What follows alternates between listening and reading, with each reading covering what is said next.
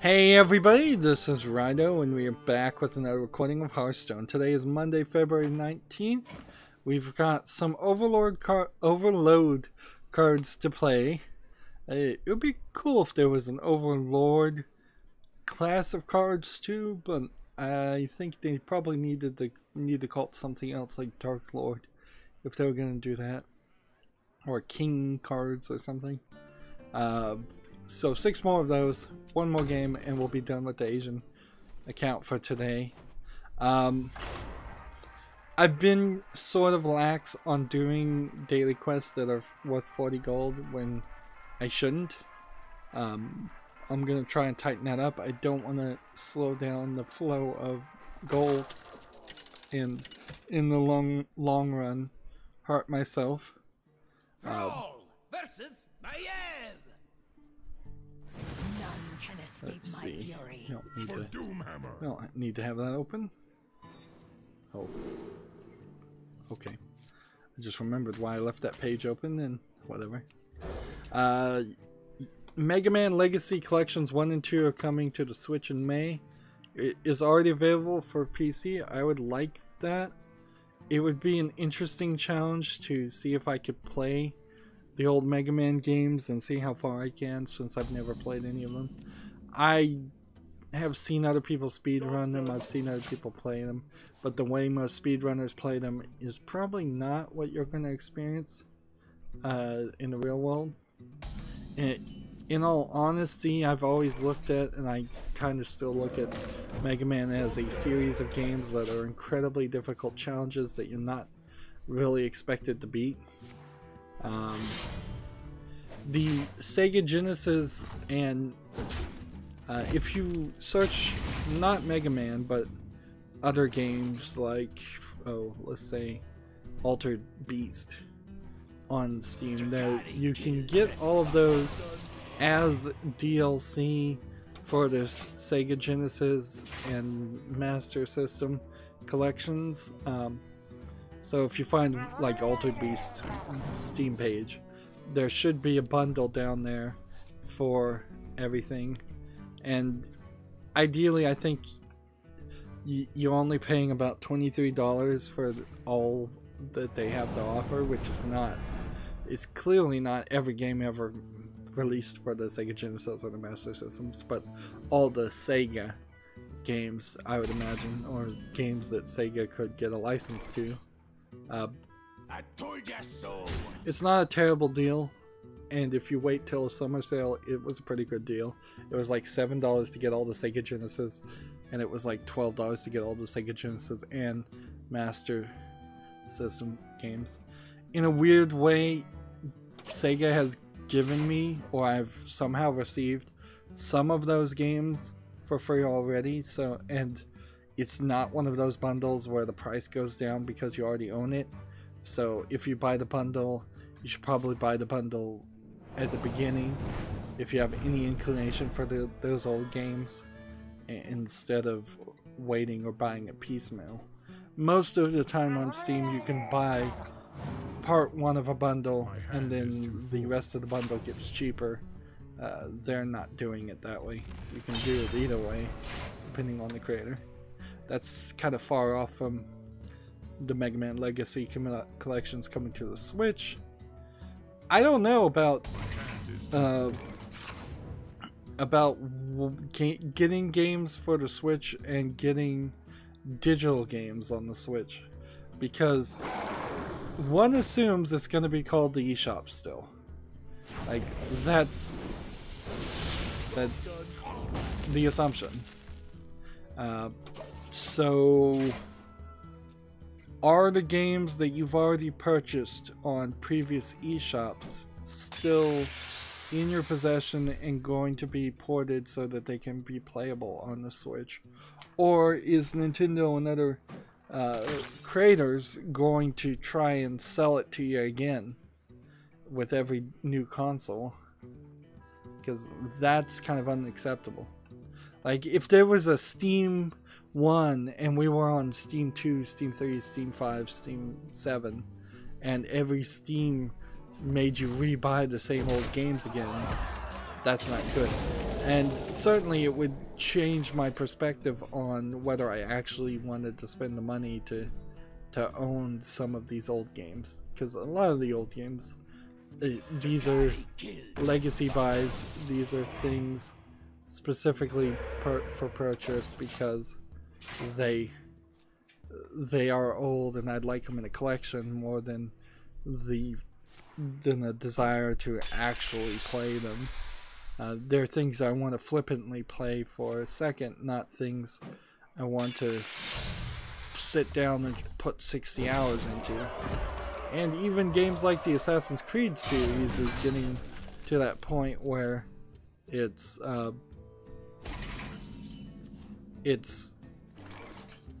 moving more into something where you might just be better off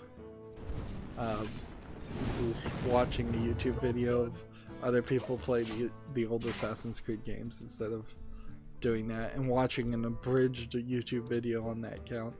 And the Assassin's Creed series on my channel, like if I had an editor, that probably would be what the first project I'd have an editor start to work on, is take out all the boring repetitive stuff, clip my episodes down to 10 minutes, do whatever it takes to make this a much more manageable type of experience. Elements guide me. Job done. Fable Fortunes, the collectible card game, is going to be leaving early access this week for a free-to-play release. So that'll be the beginning. If people are interested in me playing Fable Fortunes instead of Hearthstone, that would be interesting. I think, honestly though, it's already too late. Like, the amount of people not talking about Fable Fortunes is definitely... There's no Fable game out right now. There's only slight rumors that there might be another Fable game, and those slight rumors might 100% be directed around the concept of selling more games, more copies of Fable Fortune. Job done. Yeah. I don't think I'm going. I don't think I'm jumping ship, which is fine, because in all honesty, going from one game like Hearthstone to a new game where I'd have new cards I'd have to collect to the same frustrations doesn't make a lot of sense. If anything, it should be the opposite. It should be somebody should make a collectible card game promising to get rid of all the frustration that Hearthstone has. Say that there's no daily quests, instead there's daily logins. Tell them that there's no ranked play requirements. Everybody who plays in a month gets a free card back, even one game. Tell them that they're going to keep the number of cards to a manageable amount, and that you don't have plans to make things wild and keep something standard. Tell them that you're going to have only 2 expansions or 3 expansions at most per year. You're not going to have any weekly tavern brawls that are boring. In a lot of ways, the stuff that Steam does, Hearthstone does, is not bad. It's actually very good stuff. It's just implemented terribly, and that's the problem.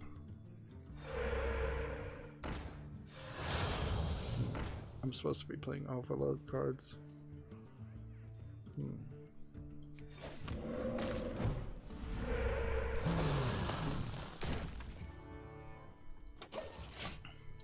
Apparently a flight simulator deal, the Flight Sim DLC maker, has used malware to steal pirates' passwords. Let's see.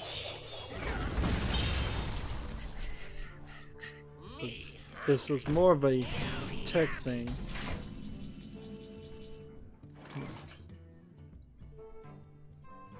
There's an installer for an add-on for Microsoft Flight Simulator. The piece of software in question, DLC from Flight Sim Labs Limited, FS Labs for short, reportedly included a file called text.exe, which apparently extracts all saved usernames and passwords from Chrome and seemingly sends them to FS Labs. That does not seem good. I don't know what kind of justification you could even make here for that one. This sounds 100% fishy. I don't have enough mana. Let's see.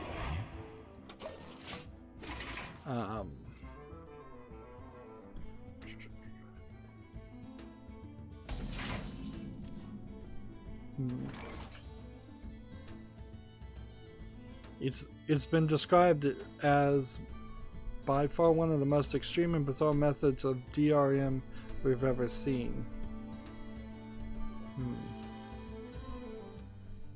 Let's see. I wonder. They're coming back and saying no tools were used to reveal sensitive information for customers who have legitimately purchased our product. We realize that you put a lot of trust in it. There is a specific method used against specific serial numbers that have been identified as pirate copies and have been making the rounds on Pirate Bay, RE Tracker, and other malicious sites. If such specific serial number is used by a pirate person who illegally obtained the software and installed verifies this against the pirate serial numbers stored in our server database, it takes specific it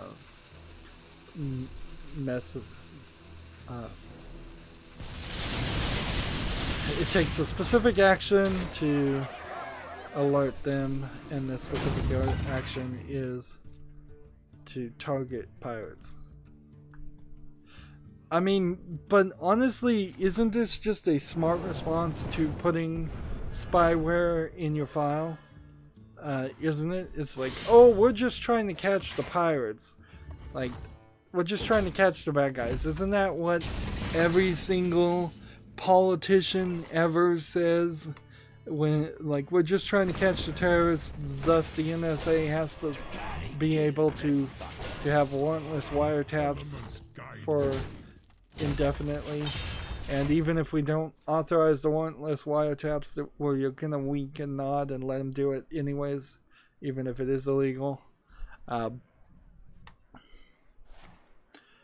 Yeah, so don't do business with FS Labs, I would say. That sounds crazy. That's insane.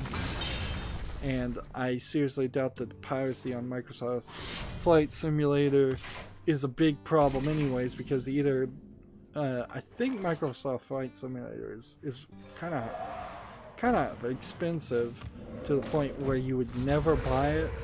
So if somebody's pirating it, you're probably not losing any sales in the first place.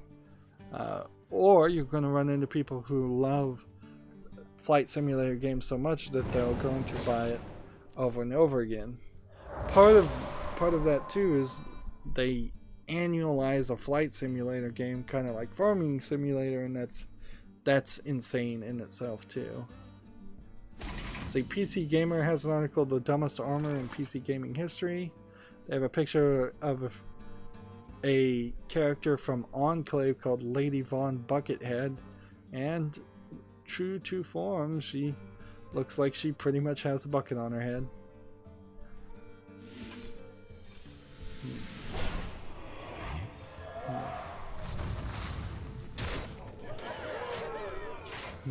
Let's see. Next is Lands of Lore, the medieval Krang, and they're showing a picture of this guy, and he really just seems like he has a piece of armor with a face in the chest piece, which Krang is kind of the brain that was in the middle of the robot in what is it? Ninja Turtles, one of the Ninja Turtles cartoons. Job's done. So that's not that crazy. Next they have Ghosts and Goblins, A Night to Dismember. The armor is pretty dumb in that game because you lose it in one hit. And one of them, you can get armor back. One of the Ghosts and Goblins, or Goblins and Ghosts, since they made 2 versions of that game. One of them you can get your armor back, one of them you can't. One of them you can shoot straight upwards, one of them you can't. It's hard to keep them all in together. Alright, so for Wednesday we'll trade out this 40 and try and get a better deal. Let's see. We don't have any dust. So that's the Asian account done. Let's move on to the European account. I really did doom myself by making an Asian and European account. But I also, these long live streams certainly have helped my channel. I can't, even if I hate them, even if I'm miserable after doing 6 to 8 hours of playing Hearthstone, it helps my channel. Although there's a lot of room for reevaluation on that stuff too. Is it really worth it, my time? Let's see, 5 games with the Shaman and Warlock, yay! Who can we play with the Shaman? Overload deck? At least we do have an overload deck this time.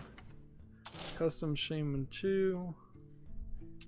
Let's try Custom Shaman 2. And then Warlock. If worst came to worst, I could make a Murloc Warlock deck.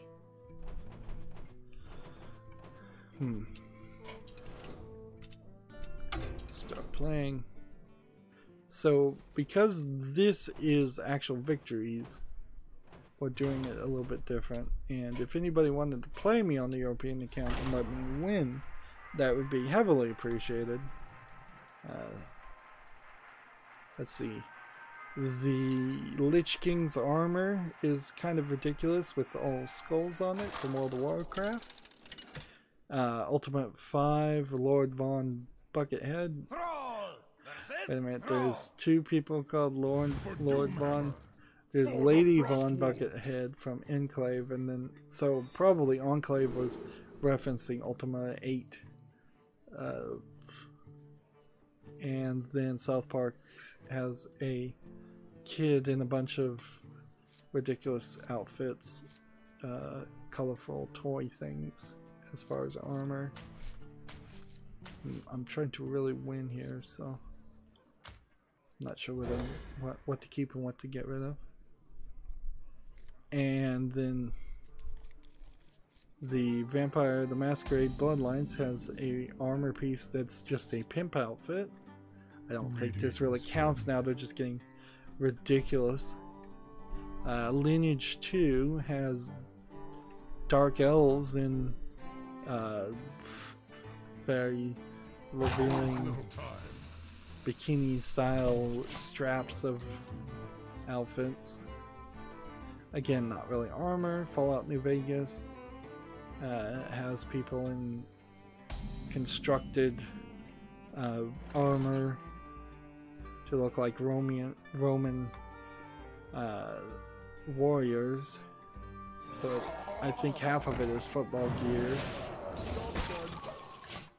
Just they're getting crazier and crazier. Planescape Tournament has another character in a outfit that's being held together by straps with a V-shape cut in it from her neckline to her belly line, and then some straps holding it to stop any wardrobe malfunction. Alright, getting back to something that's a little bit more realistic, Wolfenstein 3D has Robo Hitler, so I guess he kind of counts.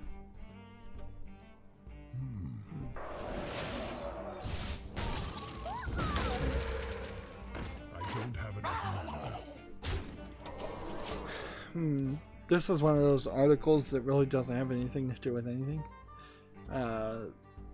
City of Heroes has a guy in some kind of armor with a TV on his head. Like, weird.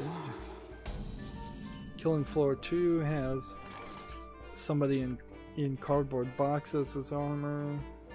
Dark Souls has somebody in what looks like a bunch of red flaming pieces of metal armor. Overwatch has a character in a bunch of stone armor. That's incredible. Let's see.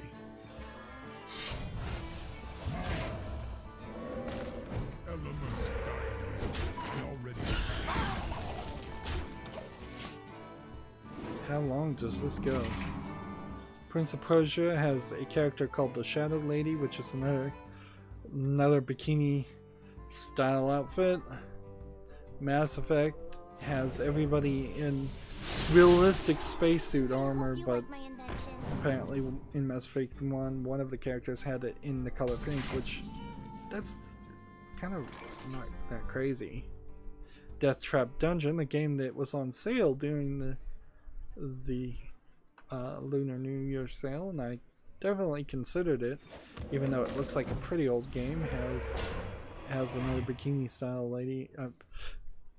The truth of the matter is, if you're going to complain about the bikini style armor, you've got to complain about all of the heavy metal album covers that happened in all of the fantasy novels covers that were animated in the 60s and 70s. Like, this is a thing that is kind of traditional now, at least in the United States and the West.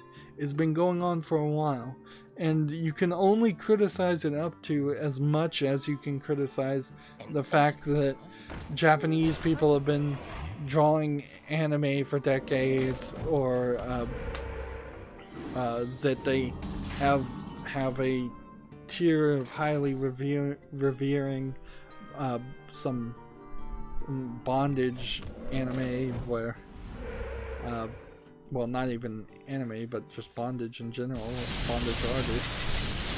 So like, you can't complain about these things because they've just been part of our society for so long.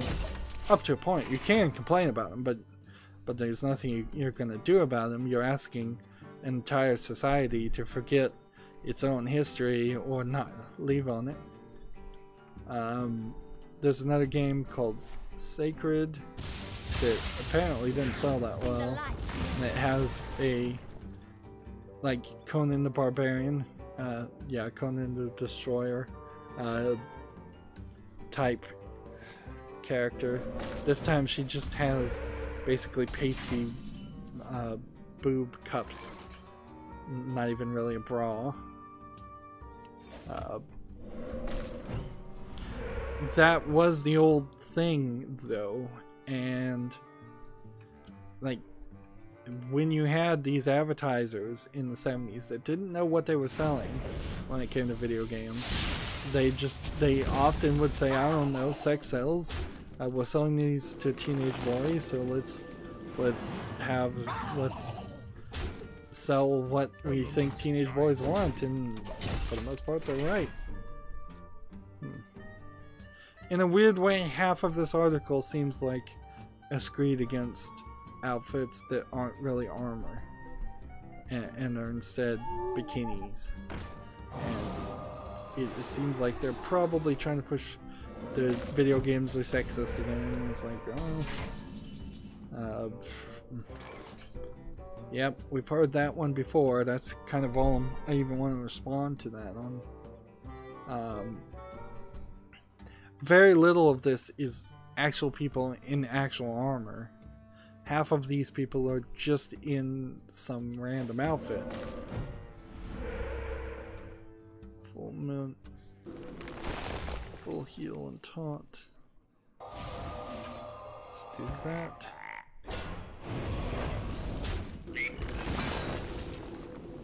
That's incredible.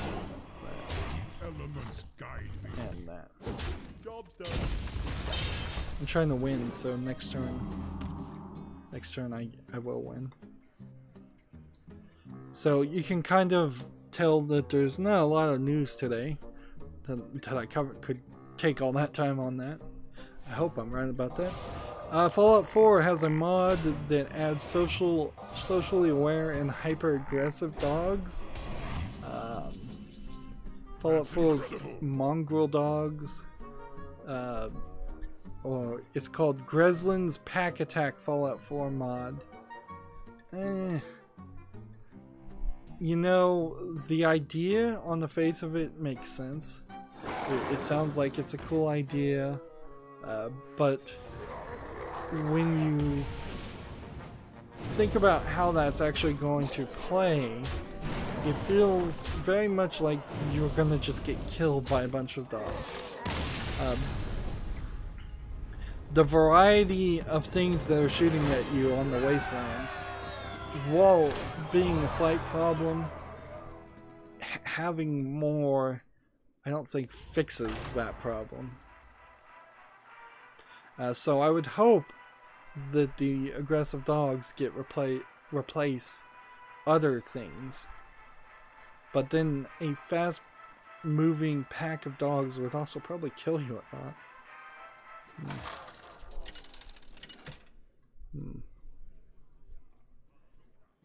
Thrall versus Uther. I will fight with honor. For Doomhammer. The victory is yours. Well, there's a free victory. I'm just sitting here reading the articles silently. That's no way to make content. The PlayStation VR game platformer called Moss finally has a release date. Moss is about one of the 3 mouse games that are there. Why there are 3 mice games coming out this year, I don't know, but that is somehow happening.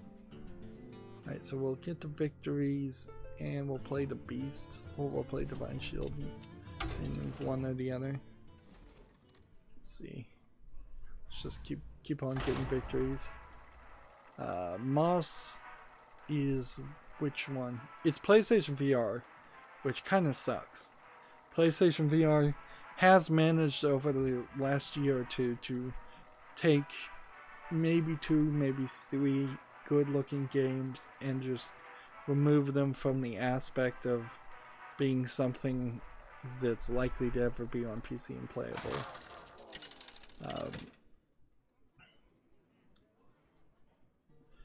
So Moss you play as a small white mouse, where the other ones were more of a brownish thing. And why it's a PlayStation VR game, I have no idea, because it seems like you're just pointing with the PlayStation controllers, the cursor controllers, not the regular controllers that you use in PlayStation VR. And it seems like that's the only thing that you're doing, is you're guiding the mouse as this floating orb of light. I don't see any reason why you would need to turn your head left or right, look up and down. If anything, as I'm watching this trailer, I'm slightly suspecting this might be a bit of a walking simulator of a game. Because if you're not directly controlling the character, then he may very well play, for the most part, himself. Alright, they're starting to show some action now. And you're clicking on enemies to tell the mouse to go attack those enemies, which is slightly interesting.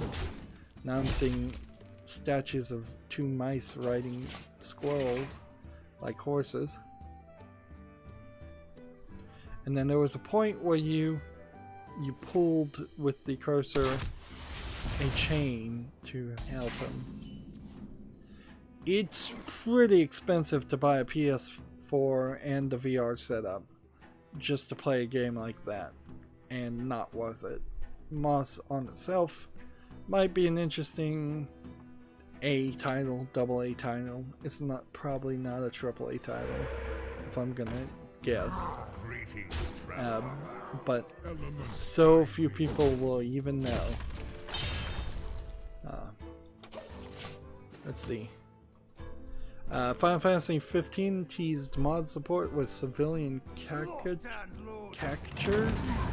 like people in cactus outfits, I think.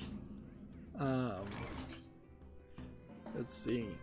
Final Fantasy 15 Windows Edition is due out March 6, 2008 with the mod support. I'm surprised they're still pushing Final Fantasy 15, but I guess they kind of have to. There's not much else you can do. There won't be a Final Fantasy 16 for probably 4 to 6 years, and although I don't think 15 is terrible, I don't think it's great. So moving on, there's a game called Rind, R-E-N-D, which is a 60-player survival game from the ex-World of Warcraft developers, and they're flaunting tribal warfare according to PC Gamer. Frostkeep Studios. Well, on the face of it, I'm gonna look at this trailer, but I can tell you right now, Rind is already a failure. If you're trying to split the market and have 60 people on every server, you're probably doing it wrong. Now I know, like, PlayerUnknown Battlegrounds is 100 people per game, but that kind of also is the problem with PlayerUnknown Battlegrounds, is that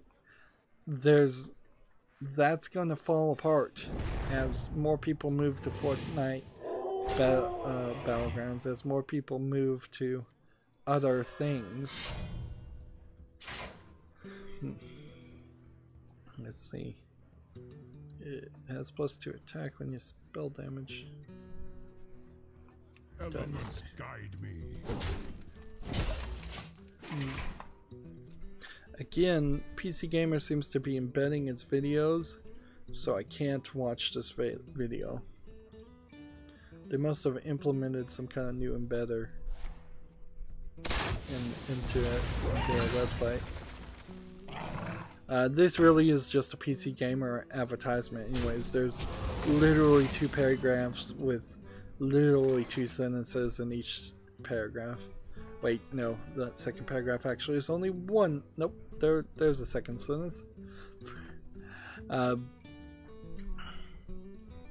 Pathetically small amount of damage just to point you towards reading or watching the video, and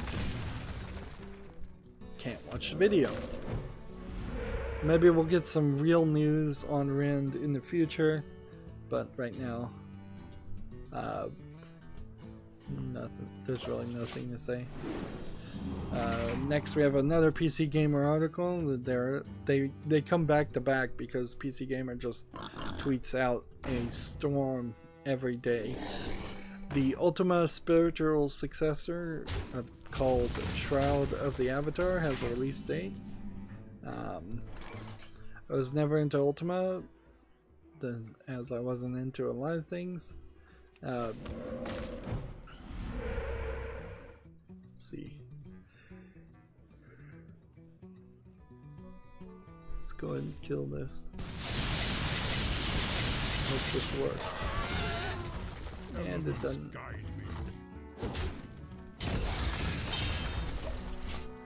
Let's see. So I'm looking at the first screenshot of Ultima, and it's a character putting his hands upwards and doing some kind of spell or symbol. It's been in early access for 3+ years.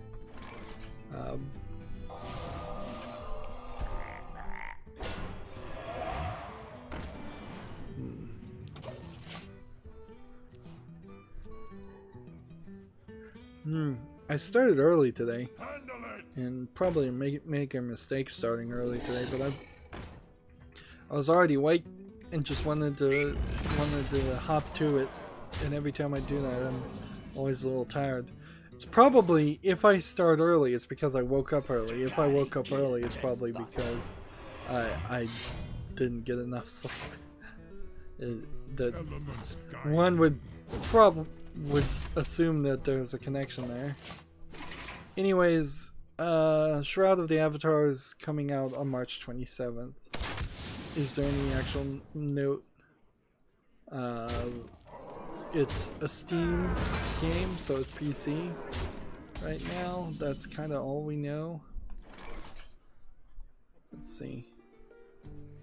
Maybe I can get one of these links to take me to Steam's website. Let's see. Search Google for Shroud of the Avatar. Is that the same as Shroud of the Avatar Forsaken Virtues? Or is that a different game? Elements guide me.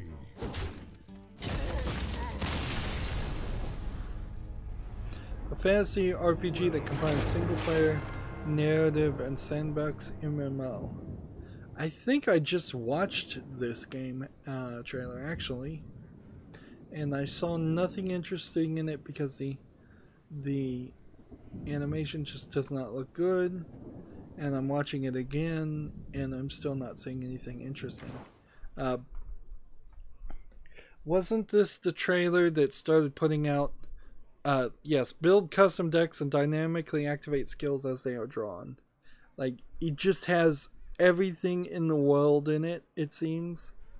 I don't recall Ultima being that wild or crazy.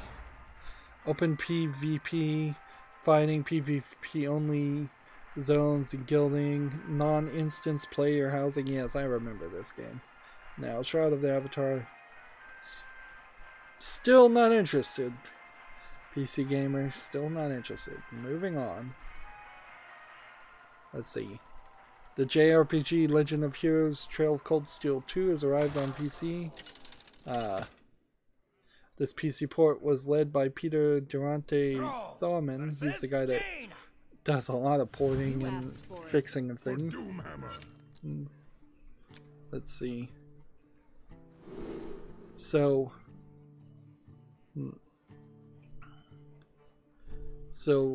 that certainly is one of those games that I'm considering. Right now I'm following it. I'm gonna add it to my wish list and then take it out of following. It is a JRPG, but it does have full audio English, or at least it claims to that. So seems like it seems very much that even Japanese RPG games need to have full English audio. I thought somebody just tried to chat to me. But I don't see anybody typing anything.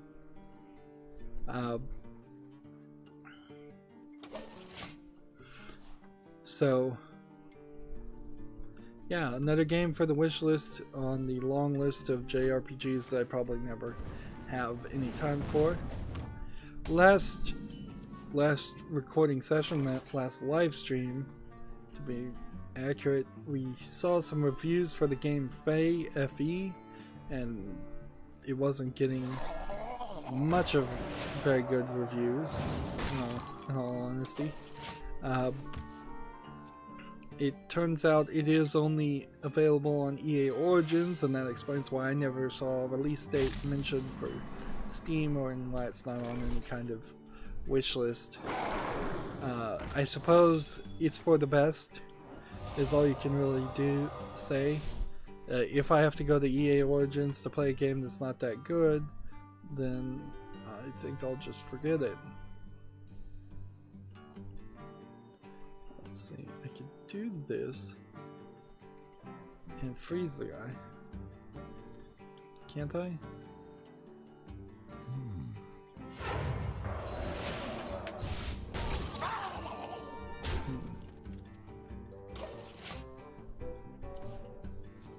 So, I'm still kind of waiting to see if anybody else will review Faye, but I suspect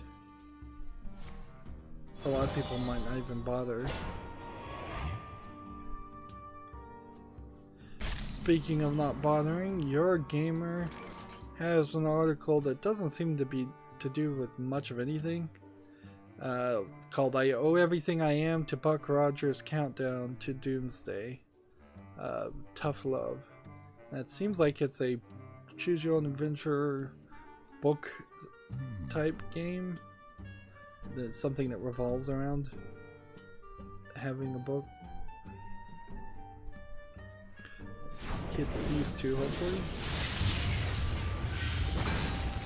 And hit this. And just go ahead and hit this.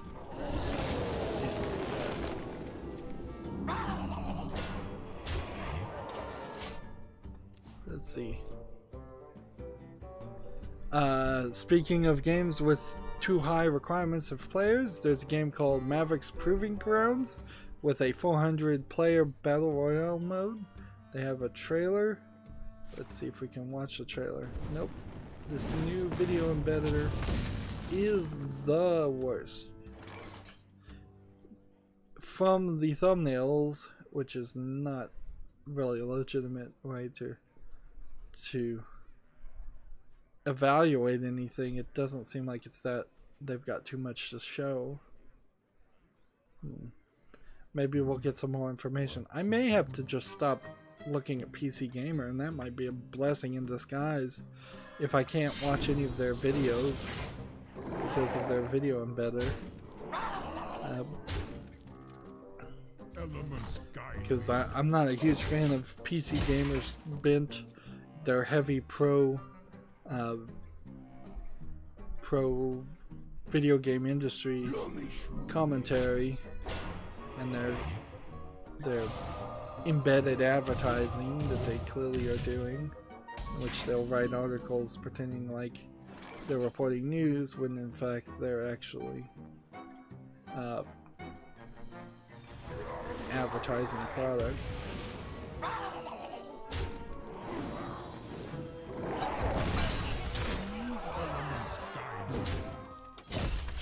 Dragon Ball FighterZ adds the DLC character Broly and Bardock. The thing about Dragon Ball Z characters, it seems like it's always just a slightly modified version of Goku, Gohan, Goten. It's the same familiar Saiyans over and over again. Or even if it is a new character, the new character looks so much in the same vein as the previous Saiyans that it might as well just be Goku. They kind of fail to add any new interesting fighters that can actually hold their weight. So the new character for Dragon Ball FighterZ, Android 18, I believe is her name. She slightly did something different. She's like a female version of Mahjong Buu. But then there is certainly a case where a lot of the female characters and just characters that aren't Saiyans in the first place fall to the wayside as the series goes on. Like Bulma was kind of the main character right with Goku in Dragon Ball, and Bulma's now just kind of the side character now. Joke characters, a lot of them are. Vegeta in a lot of ways is a side character in the latest episodes I've seen of like Dragon Ball Kai or whatever it is now, whatever the newest thing is on Toonami.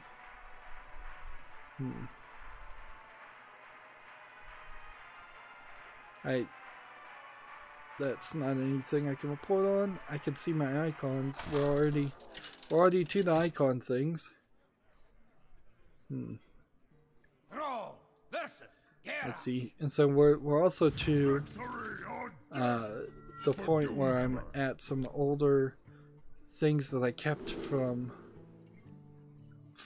quite a while. Older articles and job listings. So I think that's probably what we're gonna hit here. Like this PC Gamer article, The History of Iron Storm, I don't really care. Like, if the story hasn't come out, the story hasn't come out. Oh, it doesn't really matter if the story comes out anyways. There is a book, I think it's called Game Over, How Nintendo Took Over the Video Game Industry or Saved the Video Game Industry, something like that, that I once read a long time ago, and it was very interesting and informative, but it also is just kind of not important. Like, what really happened and what the general knowledge and history of gamers are not directly connected things. Where video game fans can at times be a flippant bunch.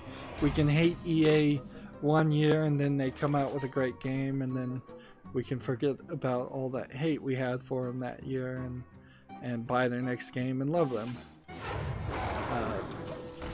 This is heavily the fault of the mainstream video game media being sycophants and not reminding people.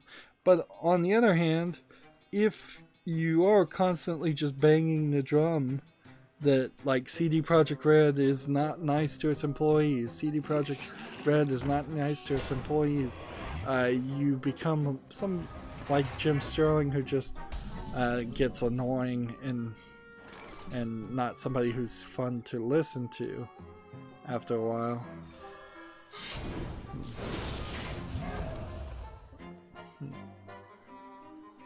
I could kill this guy, but I die, so I just need to do this. And do this. And do this.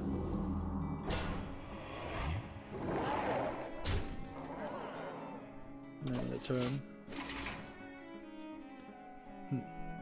Okay. Job listings time, I think. Ubisoft has an online Python programmer for the technology group.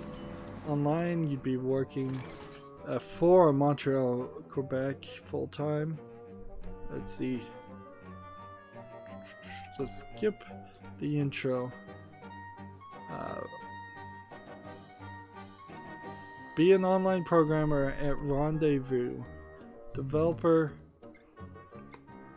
Let's see. I don't know if this is kind of a, what would you, outsourced job, sort of. Elements guide me. Let's see,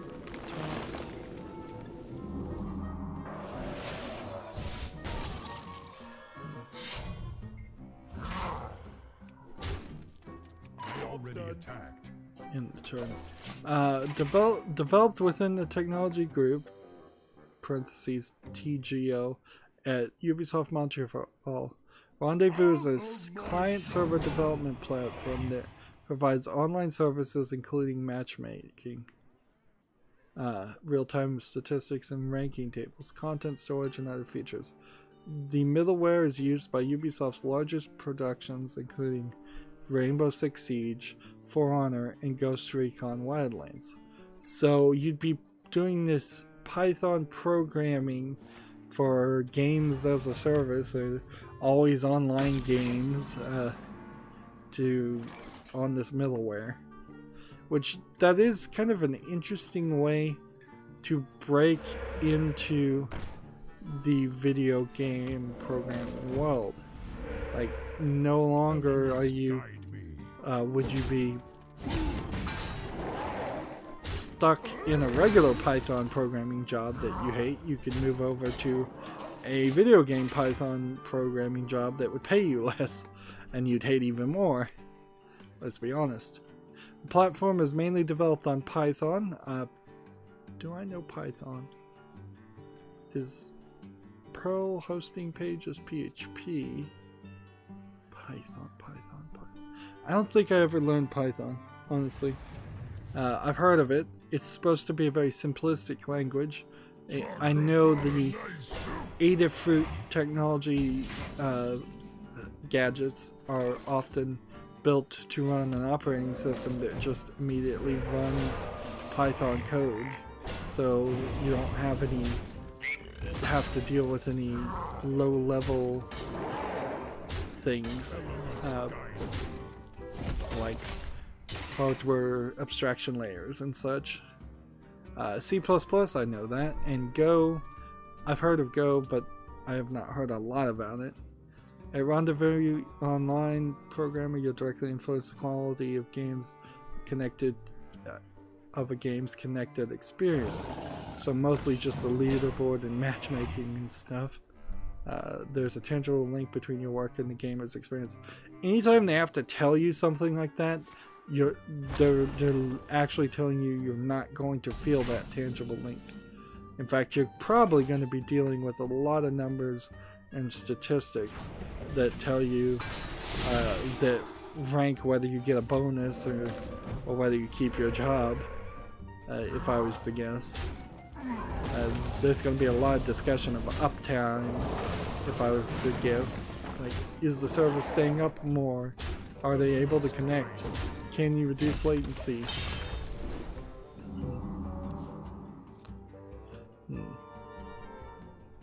Let's see, with each new iteration you respond to the fundamental questions. Will the gamer connect efficiently? Will the server support hundreds of thousands of gamers? Is their connected experience fluid? You will be trusted with the development of a key element of our online games. I have a thought here. What if we were to send some poison pill into this job and they just totally screwed up, and they do it in such a way that it can't be fixed for months and months, years and years of just online services not working for these are Ubisoft games. You could force Ubisoft literally to be a much better company just by destroying their middleware and foundation of making more online elements that don't need to exist. And playing Assassin's Creed Revelations in particular, there is a multiplayer mode, there's DLC, there's all kinds of, there's a tower defense mode, there's a Mediterranean defense strategy mode where you send out assassins on missions.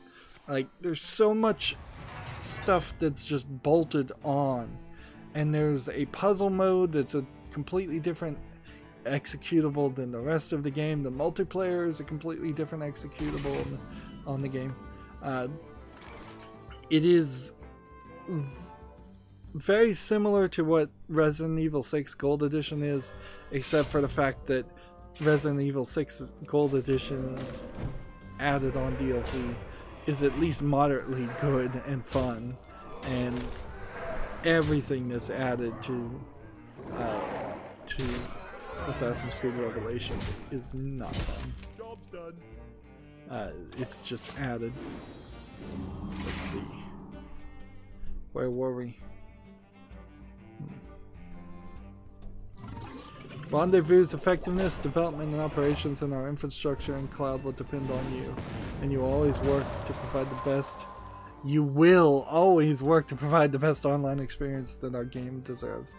I bet you don't. I bet Ubisoft gives you a budget and you have to stay under that budget. That seems like a Ubisoft type game to me.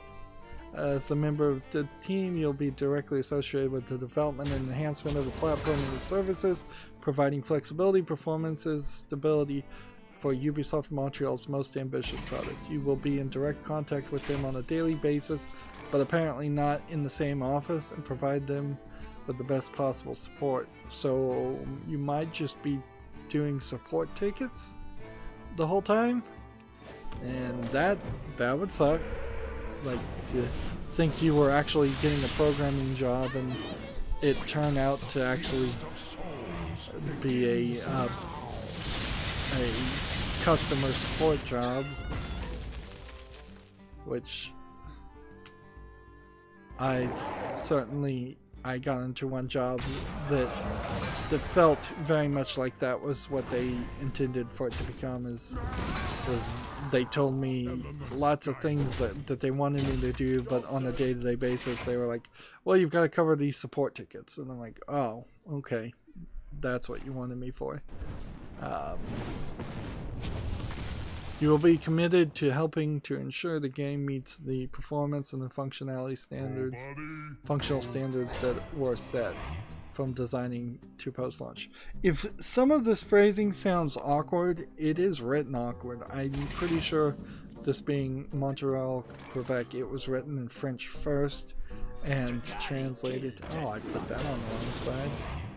That was a mistake.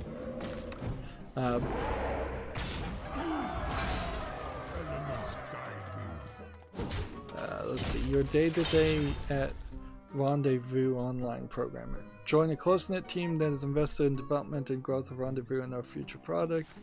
Develop a high-performance online platform and services in collaboration with other members of the game production and the TGO teams. Analyze and break down functional requests from productions and provide responses that are realistic, robust, and achievable. Collaborate with the many production and support teams in Montreal and around the world.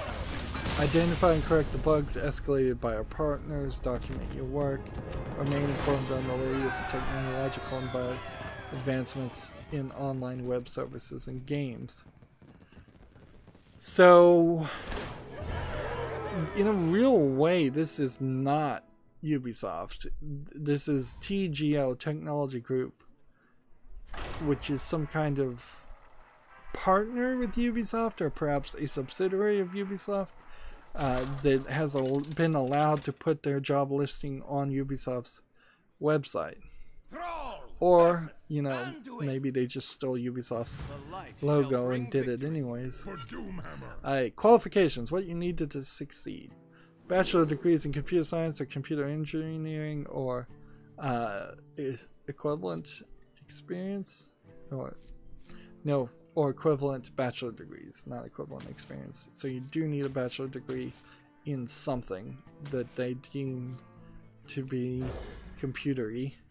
At least 3 years experience in one of several of all of these in one of several of these sectors. So at least 3 years in either Python or C++ or Go, or database programming for SQL or NoSQL, or distributed and real-time systems and networking programming, or agile development, or multi-threading. So they want several of those. I would argue that several is 3. So if you can't say yes to at least 3 of those things, you're out of luck.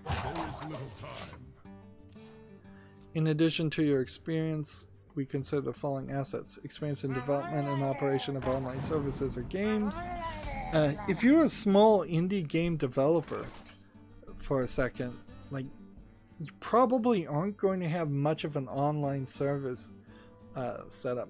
I recall there was a story of somebody who was just putting the leaderboards to like a Google Excel sheet, and it was just getting pulled down and updated, and somebody saw that that was happening, and they felt the need to warn the guy that was happening, so he needed to increase the security, and it was, since it was a small, like, one-person team that made the game, he says, well, I really don't care, and I can't. And so he either didn't respond, or he responded with, I can't improve the security, or I don't care. The person who was at first being a white hat hacker and responding and disclosing in the proper form of vulnerability took it upon himself to then hack all the game leaderboards, and at that point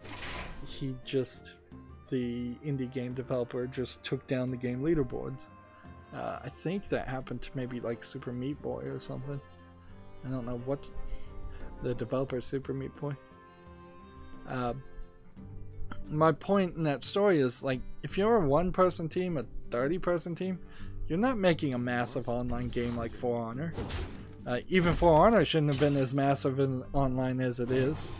Like, you're never going to get that level of experience without just jumping head on. Development experience on Sony and Microsoft consoles. That's funny because that means they're specifically excluding Nintendo consoles. So the indies that are developing games are mostly putting them to the Switch right now. Experience with AWS, Google Cloud, or Azure services and hosted infrastructure. So AWS, I believe, is Amazon Warehouse, which is Amazon has a bunch of like cloud services where you can store files and have an API that I think is pretty rough. Google Cloud, everybody should be familiar with. So I guess maybe if you do make your game and put your leaderboards on a Google Cloud service, it seems like Ubisoft might be doing that too. And Azure is Azure Microsoft's cloud service product? It might be. It might be an Apple cloud service product. I don't know if Apple actually does have a cloud service product. It's big money to have cloud services products because it's a way of outsourcing a lot of security and backup stuff. Like stuff that really should be done in-house but requires teams of hundreds of people in some companies can just be outsourced to Google Cloud, and then Google Cloud can outsource it to India.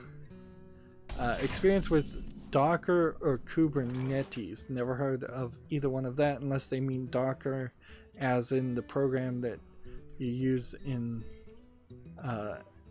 Apple program iOS to bring back the dock launcher. That there was like a Linux version of that that may have been called Docker too. Elements guide me.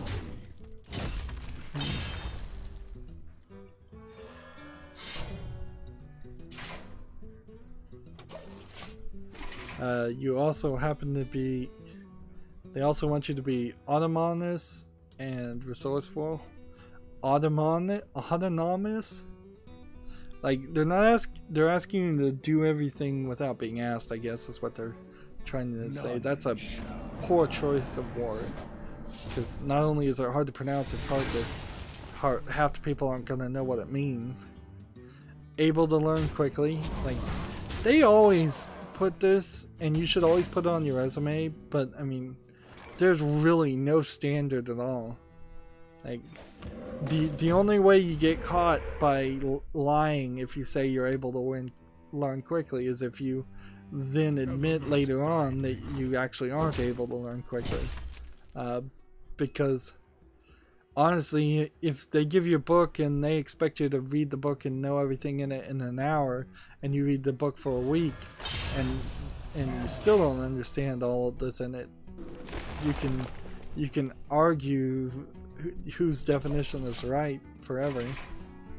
Able to demonstrate your interpersonal and communication skills.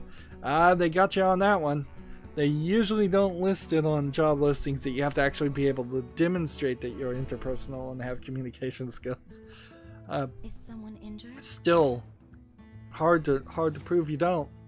As long as you can talk to people. As long as you're not completely rude to people. It seems like that works. A team player, able to work with partners, constraints, and deadlines. That is the worst.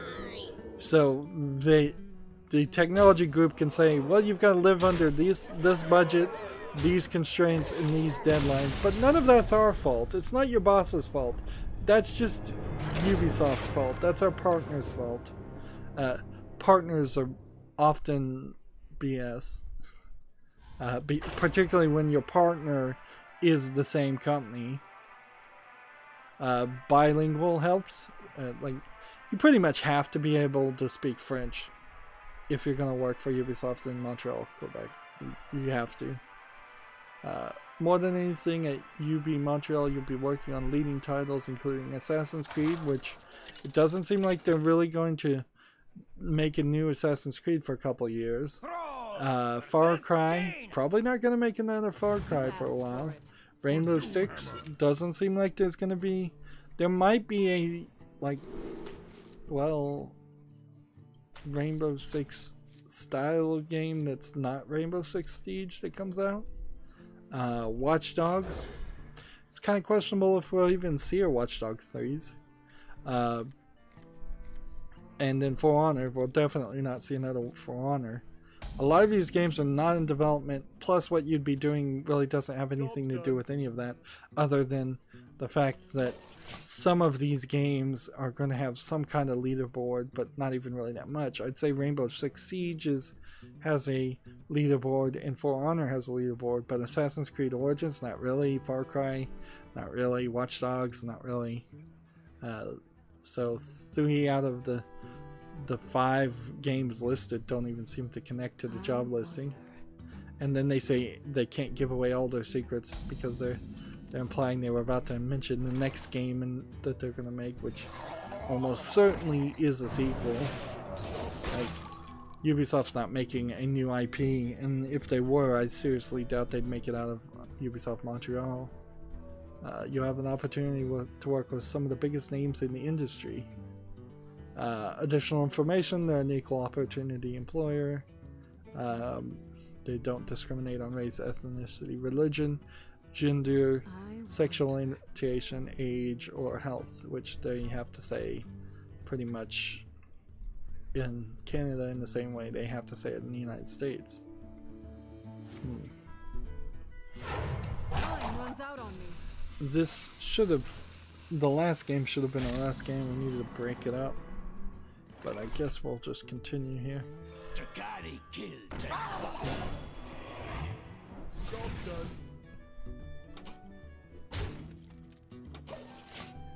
Let's see. Let's take a moment, rest my voice, drink some water.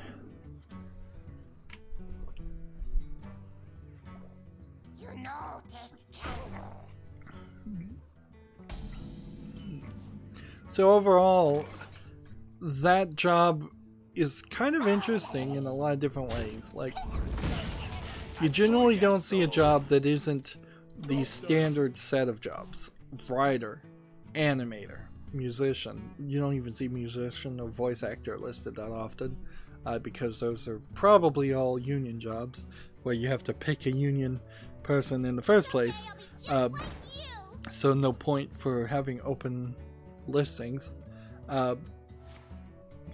But if you were a Python developer and wanted to get into video games, maybe you could take that job, but then I think you'd also just it's almost a get it out of your system job. Take this job so that you work in the video game industry, you can say you worked in the video game industry, and then get it out of your system and move on with your life. And go back to being a better paid, better treated Python programmer in the rest of the industry. If you were a really good programmer in that job, I don't think you get promoted. I don't think you ever get to the point where you're the lead programmer. I don't think you get to the point where you're the producer. I don't think you get to a management level. You might get to a management level if you just stay in a company long enough. That's kind of how it seems like it always happens. Is if you just stay in a place long enough and the people above you like you, they'll promote you as they retire. But that's the old way of having jobs anyways, and it doesn't work that way. That's a company loyalty career that doesn't work anymore because companies aren't loyal to you and you shouldn't be loyal to them. Moving on, get a job from Gamasutra has Rockstar Games is hiring producers for its social club team. Location is New York, New York. Rockstar Games is seeking producers for the Social Club online services development team. We're looking for passionate individuals with experience in building online services and products. If you enjoy being the go-to person to thrive in a role that wears many hats, this may be the place for you, depending on the team need. Social Club producers often find themselves acting as project managers, producers, designer, product owner, product manager, scrum master, program manager, or all of the above. So prepare to be exploited. Like, that's literally what they just said. You're going to be exploited. Don't for a second think you're not. Let's see. Full heal. And we'll do this. This.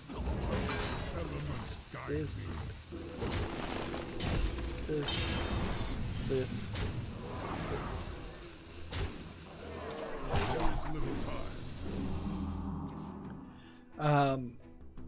So one of the things that didn't occur to me in that previous job listing is maybe you're doing online services for microtransactions.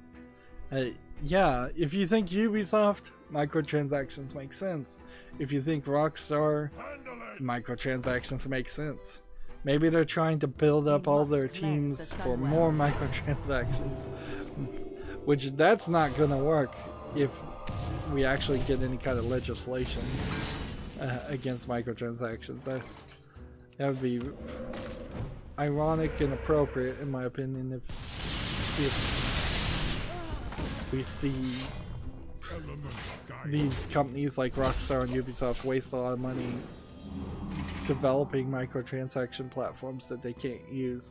However, that doesn't really help the game industry anyways, because then they'll just shift it or write it off as a loss or fire a bunch of people, and it doesn't end up with there being better games developed until those fired people find a new place to work or form their own studios.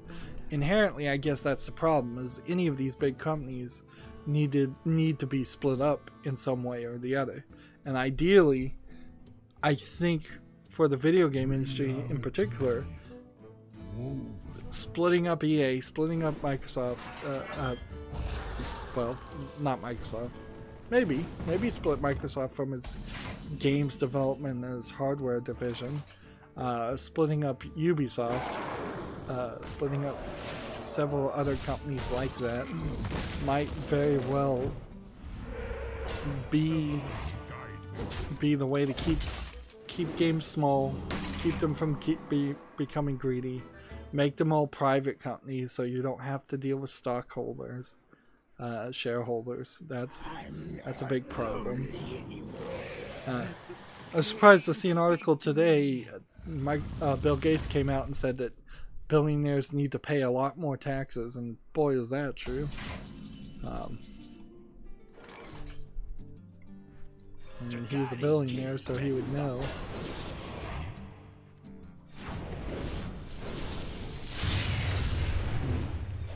Of course, getting more tax revenue is great, and it might pay down the debt in the United States, which isn't really that big of a deal, in my opinion. But you still need to elect people who would actually spend the tax money on something that's valuable to society, and not just give it to a bunch of military contractors or other things like that. Let's see. Your responsibilities for this Rockstar game. Maintain communications and high level of visibility amongst multiple contributing teams and studios. Manage requests and feedbacks from stakeholders. Really? You're talking to shareholders directly? Is that what they mean? Or does stakeholders mean something else? Own and drive project vision. Function as the center point of contact for managed projects. Collect project requirements and draft functional design proposals. Organize and manage development, tracking, and report project progress to a wide range of audiences. Maintain team backlogs and do what's necessary to deliver high-quality projects in a timely manner. Do what's necessary. Beat them? Is that what you're telling me? Do you lock the employees into their office? Do you refuse to feed them until they do faster coding? I mean, do what's necessary. Am I supposed to kill somebody? Kidnap somebody? And what is do what's necessary? Fire people? Like, firing people is probably what they mean when they say do what's necessary to deliver high quality projects in a timely manner. Is probably fire the slow people, fire the bad people. Moving on, shepherd projects through all stages of SDLC, which I don't know what that means. What SDLC is. Work with designers, developers, and QA to plan and execute team sprints. Team sprints? Oh my goodness. Is that what they're calling crunch? You're organizing and planning team crunch? Or do you mean actual sprints where you force the people to run? It doesn't sound good in either case. Perform research and competitive analysis. Actively remove roadblocks that may threaten development timelines. Like remove roadblocks as in either firing people or actually removing actual roadblocks so that the employees can get to run. Like, this is New York, right? Yeah, New York, New York. Like, alright, qualifications. 2 years plus of experience building online services in SaaS platforms in producing / production type roles. I don't know what SaaS is.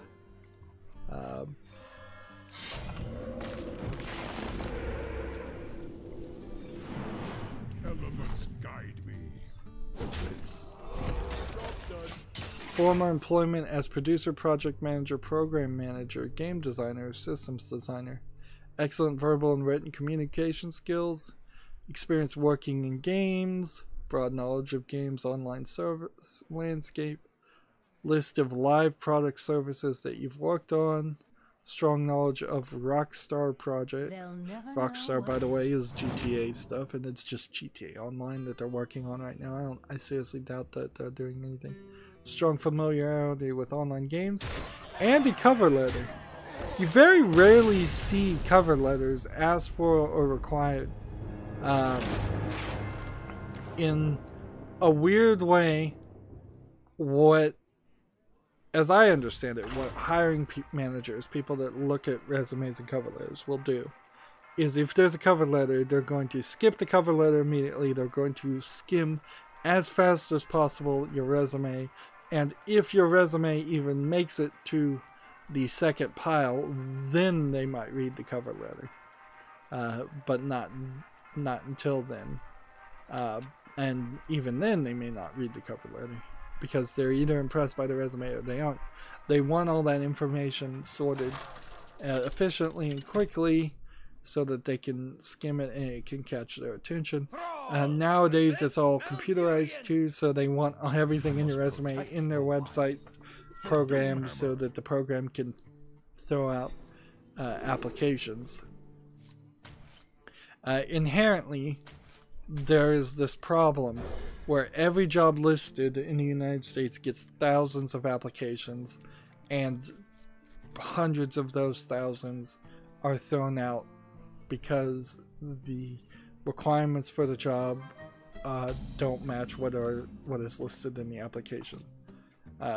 Which is a shame, because perhaps 100 of those hundreds of people might be able to do the job really well or better than whoever gets hired, but it's the person that's good at playing the secondary game of filling in applications that gets the job, not the person who's actually good at the job or has any potential to be good at the job. If anything,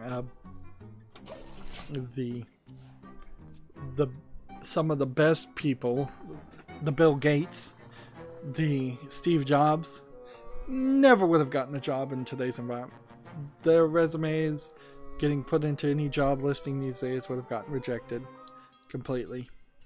And they went out and they built their own company, and I guess that's in part why they're famous and successful, is because they broke the mold and did their own thing, which very, very probably is what you should do if you want to enter the video game industry, is start programming a game now with no thought or effort to making it sellable or putting it on Steam. It's not even that hard to do a Steam Direct for $100. So just make a game, make it good, and use that as your resume. Is probably better than trying to work for some of these companies like Rockstar. So the pluses here on this job are kind of odd. So you don't need it, but it would be a plus if you have a computer science degree to be a product manager. I guess you probably would get thrown out if you don't have any kind of degree at all. A firm grasp of the established and emerging online product offerings and business models. Microtransactions, and microtransactions. Mastery of MS Excel, MS Visio, Photoshop, Axure, AXURE, never heard of that one, and other prototyping tools. I don't think I use Visio. I know Excel and Photoshop. I don't know what Axure is. Knowledge of software application security, which is just, I think, a general way of saying knowing what some of the best practices are when trying to make an application secure. Knowledge of Scrum. I don't know what Scrum is, but it sounds like it's probably a terrible way of running an office to create as much crunch as possible and drive the employees crazy. Experience with working with remote and distributed teams. So experience working with outsourced teams. Experience with MVC.net, which no clue what that is. Experience with web development. You can probably have experience with web development. You should probably have that in college, even if you're not going into the video game industry. Take a simple HTML class, and it won't kill you. HTML is designed to be simple. You'll know how to make the most basic of basic web pages at the end.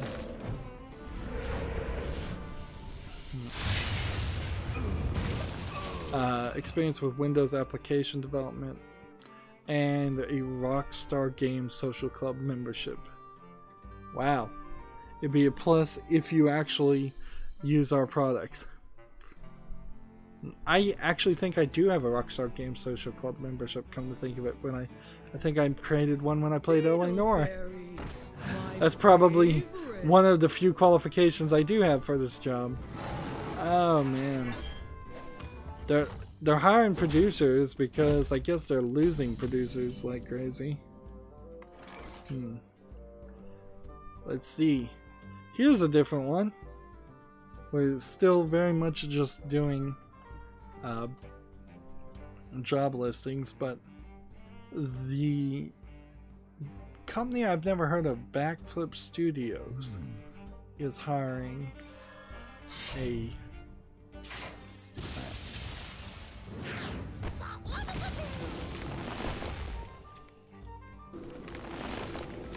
heal this one, give it taunt. Backflip Studios is looking for a user interface UI artist. The location is Boulder, Colorado, that's a different location. It's not the typical place for making games. As a core member of our game development team, you'll work directly with the talented employees across the company to create an intuitive and visually stunning user interface experience for players. You'll be working on existing game features and new projects, designing a player experience that takes our games to the next level. Games with better user interfaces are a good idea, because I have seen some games out there with some bad user interfaces.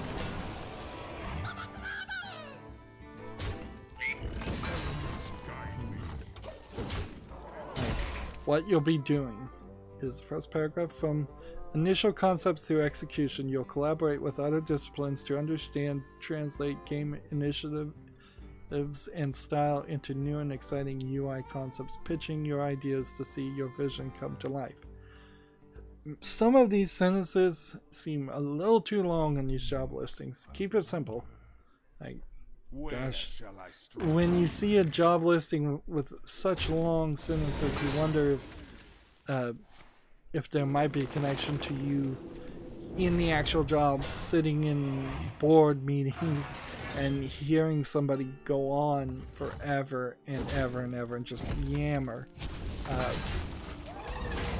which is not helpful when you're trying to really create something.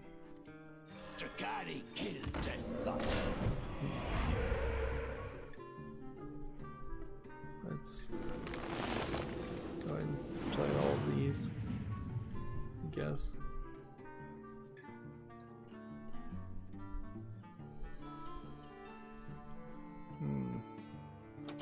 The next thing is you'll create a seamless gameplay experience for existing and new players using buttons, icons, widgets, and other UI elements that represent the brand and the game's established artistry. While these are long sentences, at least they're explaining what you'll be doing better. Sometimes it gets a little too jargony, a little too short.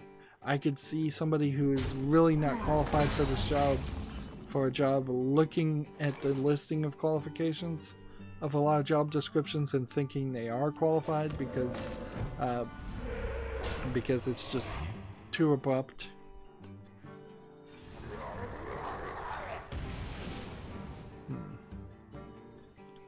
Alright, let's do this. I told ya so.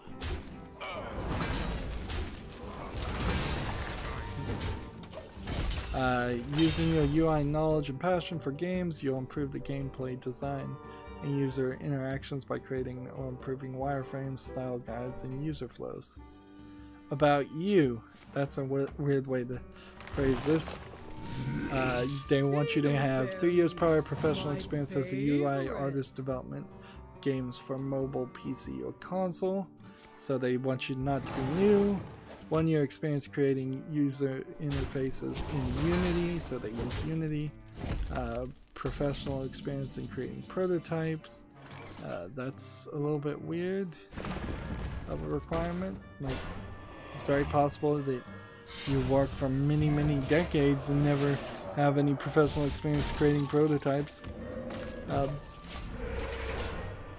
Experience using Jira or other project planning tools. A lot of people use Jira. Proficiency in user flow, graphic user interface, and layout. Excellent conceptual and graphic design skills with a focus on clarity and usability, and a proven track record for artistic adaptability. Let me take a moment out here. If, as a YouTuber, as I take a break here, as a YouTuber who creates his own content and he's his only employee and he does everything, as somebody like that, is there something in a software like Jira for me? Like, I seriously doubt it, because I probably never check Jira and I would not listen to it even if I told myself, like, you need to record this many episodes. The idea of inhibiting or forcing my artistic process into time slots is outwardly offensive to me. But maybe there is something in Jira that would work for somebody who is running the show all by themselves. I seriously doubt it, though. But it would, I suppose, in the long run, give me experience with Jira, which I've never used before. It gets mentioned a lot in the video game industry, but that doesn't even inherently mean that it's used a lot in the rest of the world.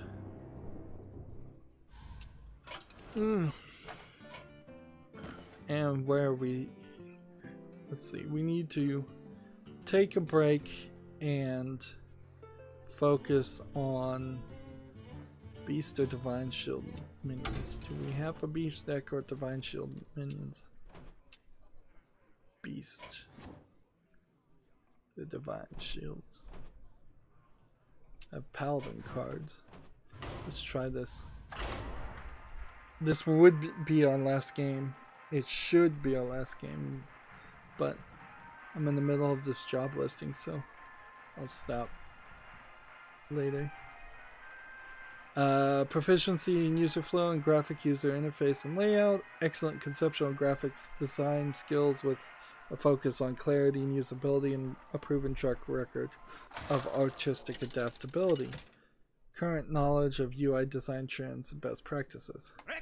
Please include a link to your digital portfolio. A winning portfolio would show UI work with great designs, color, and font choices. Sections of your portfolio should contain content that showcases hand-rendered techniques in light-hearted and lively styles, so they even know what they want. So don't send them their portfolio of all of your hardcore black and red ink death metal pictures. I assume light-hearted also probably includes don't show all of your artistic nudes that you're really good at too. Although oddly, if you're making a user interface in either one of those styles, I want to see that game.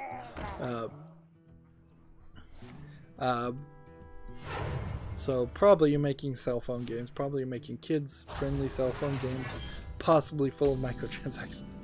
Include pieces that give insight on how you approach your work and generate your ideas, sketches, storyboards, stages of progression, and full implementations for features, stories, and inventory systems would be awesome to see.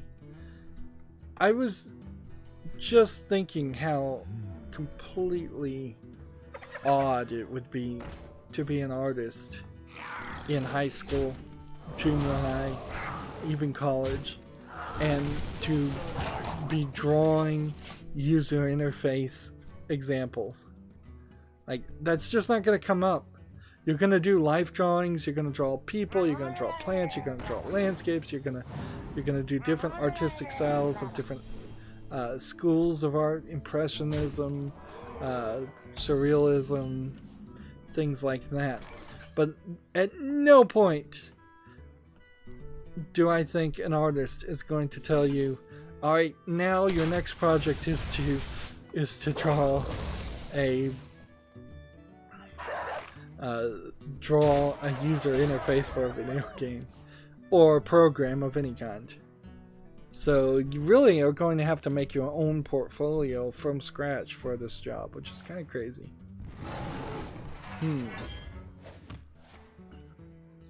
I also find it a little bit odd they want you to be able to hand draw. I honestly think a lot of the people who make user interfaces are going to be more along the lines of digital CAD users, so there would be a decent amount of drafting and drawing on computer with no real skill. Personally, I don't feel like I'm much of a hand drawer. On some rare occasions, once in a blue moon, I can draw something that I like with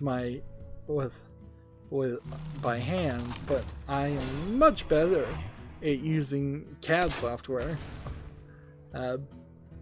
However, I'm not really an artist either, so at a certain point it does merge back together for artists, and they use a Wacom tablet to draw on the digital tablet with their hand and have it appear on the Photoshop or whatever program you're using somewhat exactly as you draw it.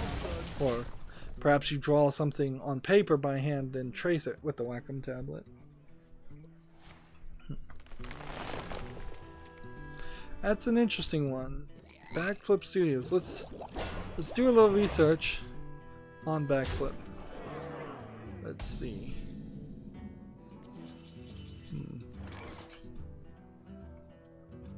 Let's see. They've got a website. Let's go to their website and click games and see what kind of games the Backflip has made.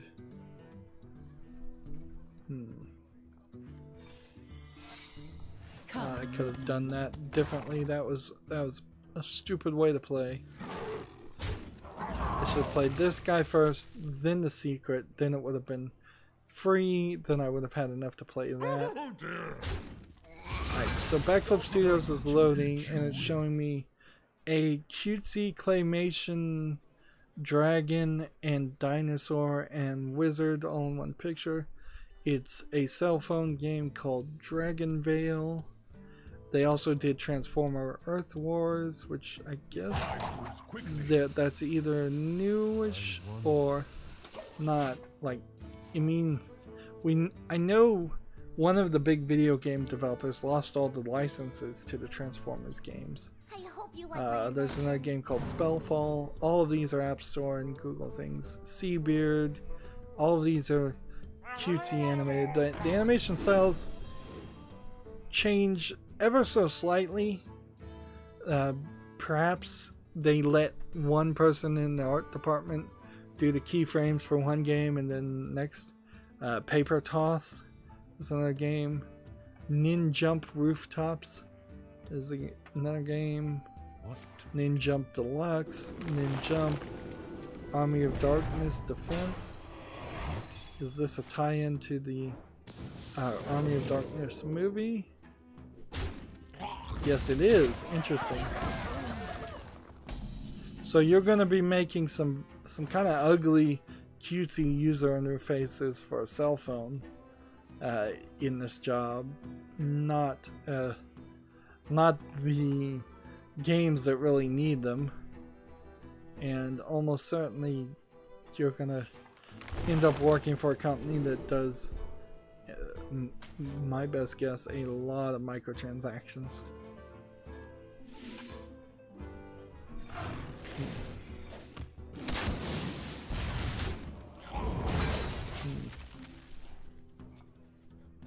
Okay, let's see, we already talked about Revolution Software looking for a producer.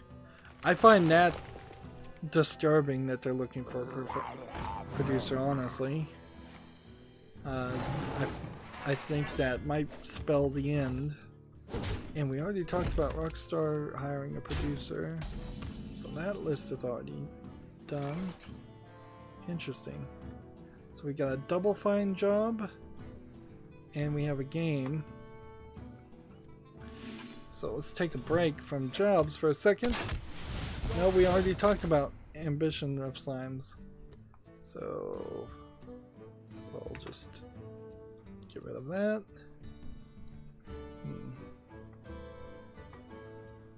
Move on.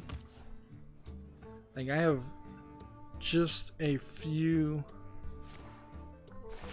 tabs left.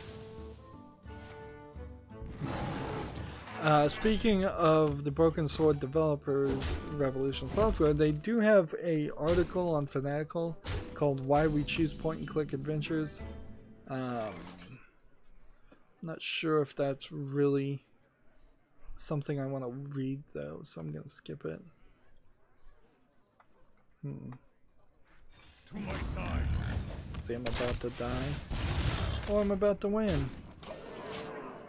So we got another job listings. So Shell Games is looking for a game designer director. Did we already cover this? Pittsburgh, Pennsylvania. Yeah, I'm pretty sure we already covered this one. What does Shell Games make?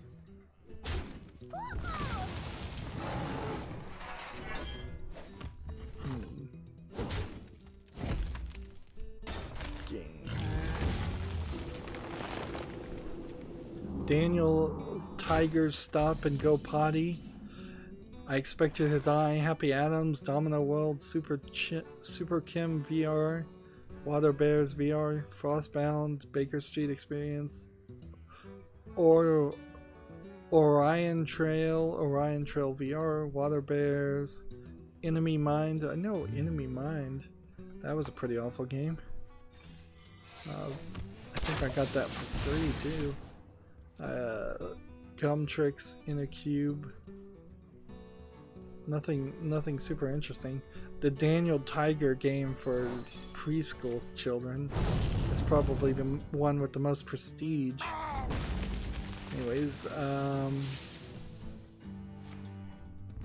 Shell Games is looking for an engineering manager and a game designer.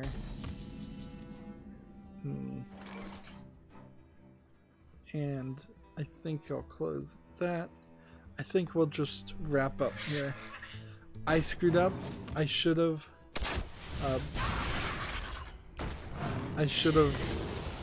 totally can't buy targeted by spells of hero power. Interesting.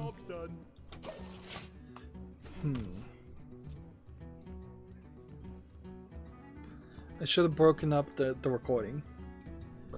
And I've been talking for long enough, even though we started early and it's only 6 o'clock in Central Time Zone. US Central Time it's like I feel it. I feel like I've been talking enough. I can see. So let's see what we're gonna do in the post show.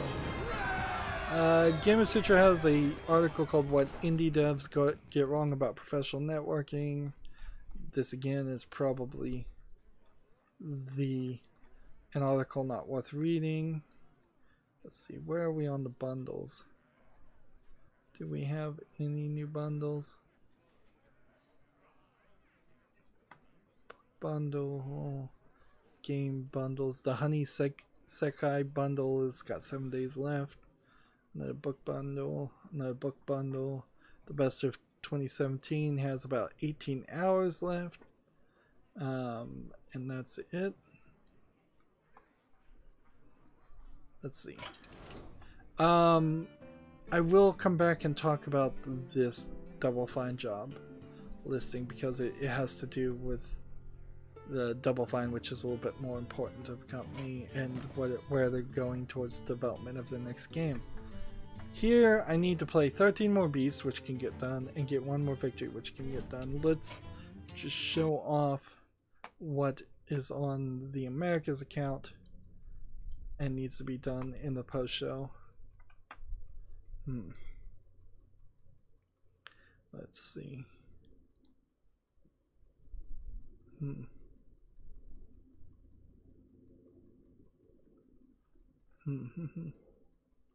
scrolling down Twitter. There you are.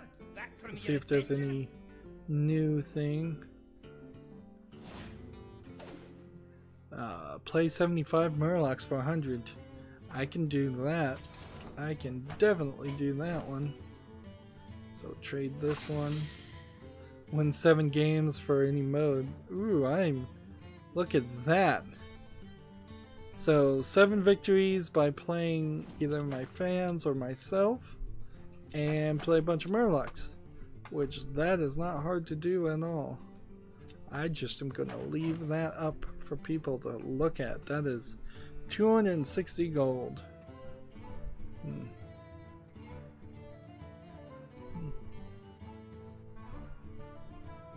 Let's see.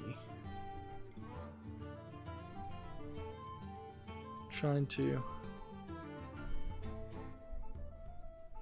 scroll down and see if there's any news worth mentioning.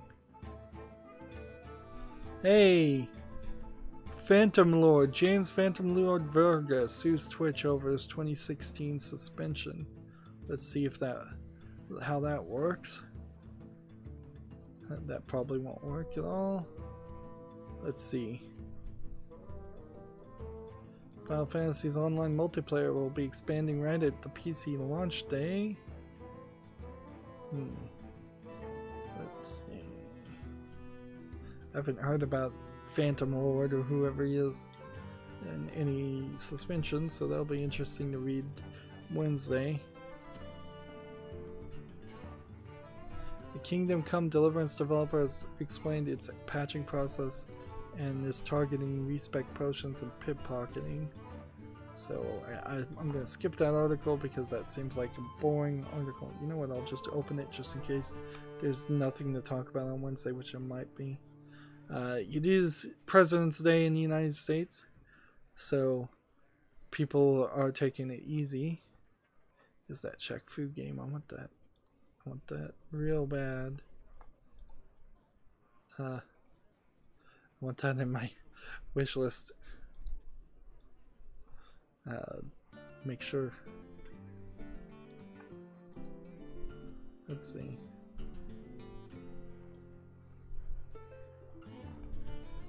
Come on, keep scrolling.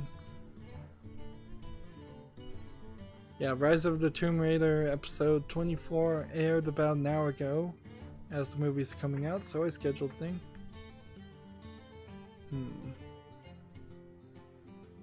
IQ's a PC Gamer's not important article. The significance of Subnautica's cascading failures. It's just a promotion advertisement for the game.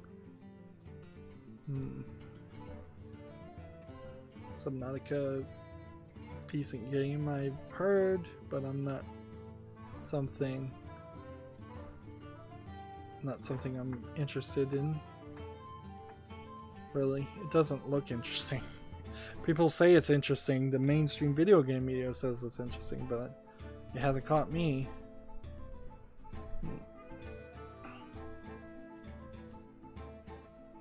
Indie Amplifier program promotes developers on the Twitch Prime channel. I'll have to read that article. That sounds interesting. From TechSpot.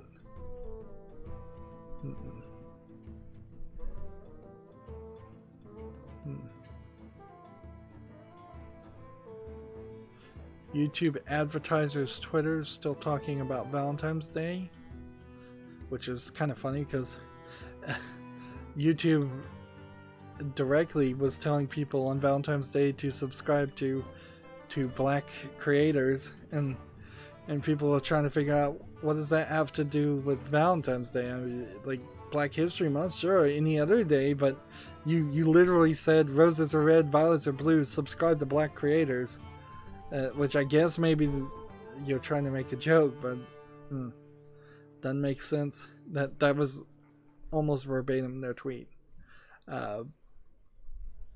Enslaved Odyssey to the West Premium Edition number 12 aired on my channel 2 hours ago.